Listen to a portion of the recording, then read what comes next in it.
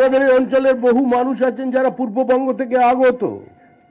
ওখানে আমাদের কোনো জারি জুরি চলেনি, ওখানে বিজেপির একাত্ম মানববাদ চলেনি, মার্ক্সবাদ চলেনি, গান্ধীবাদ চলেনি, একই বৃন্তে দুটি কুসুম চলেনি।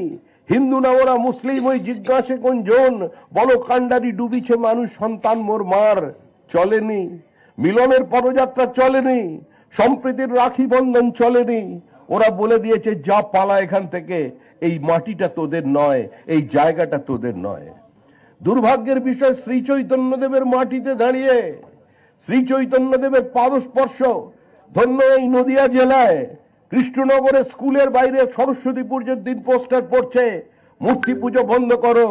এই অবস্থার পরিবর্তন দরকার, এই অবস্থা থেকে বেরিয়ে আসা দরকার। তাই যতদিন তৃণমূল কংগ্রেস থাকবে, তৃণমূল কংগ্রেস উন্নয়নের ব্যাঘাত ঘটাবে। কারণ আজকে গোটা রাজ্যটা বৃদ্ধাশ্রম হয়ে গেছে, গ্রামের পর গ্রাম পুরুষ শূন্য, কাজের খোঁজে অন্য প্রদেশে চলে যাচ্ছেন। সেখানে গিয়ে যদি অসুস্থ হয়ে যান, চিকিৎসা করাবার জন্য কি করবেন? স্বাস্থ্যসাথী চলবে না, প্রয়োজন আয়ুষ্মান ভারতের কার্ড। একমাত্র রাজ্য যেটাকে এখনো গ্রহণ করেনি, আয়ুষ্মান ভারত লাগু হয়নি পশ্চিমবঙ্গে। যারা তাঁতি আছেন তারা যদি কোনো মেশিন কিনতে চান, তাহলে আপনাদের কি লাগবে?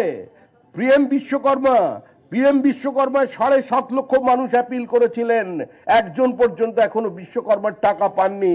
তার কারণ হলো এটাকে বাস্তবায়িত করবার জন্য রাজ্য সরকারের যে সহযোগিতার প্রয়োজন ছিল সেটা তারা করেননি, তারা এখানে বসে পড়েছেন।